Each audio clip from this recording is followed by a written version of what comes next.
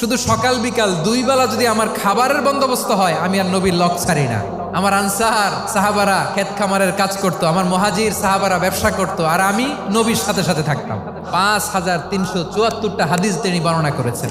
সবচেয়ে বেশি হাদিস বর্ণনাকারী সাহাবী আবু হুরায়রা রাদিয়াল্লাহু তাআলা আনহু। বিড়ালের বাবা কি করতেন? খালি হাদিস মুখস্থ করতেন। হাদিস প্রিজার্ভেশনের কাজে বিশ্বনবী ওনাকে কাজে লাগিয়েছেন। উনি একদিন বলেন, ইয়া রাসূলুল্লাহ আসমাউ মিনকা কাসীরান ফালা আহফাজু। নবী, অনেক কথা শুনি, আমার মনে থাকে না। বিষ্ণু বললেন, তাই তোমার চাদরটা বিছাও। আবু হুরায়রা বিছালেন। বিশ্বনবী হাত বুলায় দিলেন। এরপরে অনেক হাদিস বর্ণনা করলেন। আবু হুরায়রা বলে, তারপর থেকে বিশ্বনবী যাই বর্ণনা করে আমি শুনি আর একটাও বলি না। এখন সুবহানাল্লাহ। বিশ্বনবী ওনাকে নবীর এই যে লক্ষ হাদিস প্রিজার্ভেশনের এই দায়িত্ব দিয়েছেন সাইয়েদনা আবু হুরায়রা রাদিয়াল্লাহু তাআলা আনহুকে। আপনারা কি খেয়াল করেছেন কত বড় চৌকস ট্যালেন্ট হান্টার ছিল আমার নবী? এক একজনের এক এক ট্যালেন্ট, এক একজনকে এক এক দায়িত্ব দিয়েছেন, এক একজনের প্রতিভাকে এক একভাবে বিকশিত হওয়ার সুযোগ দিয়েছেন। আওয়াজ করে বলেন ঠিক কি না?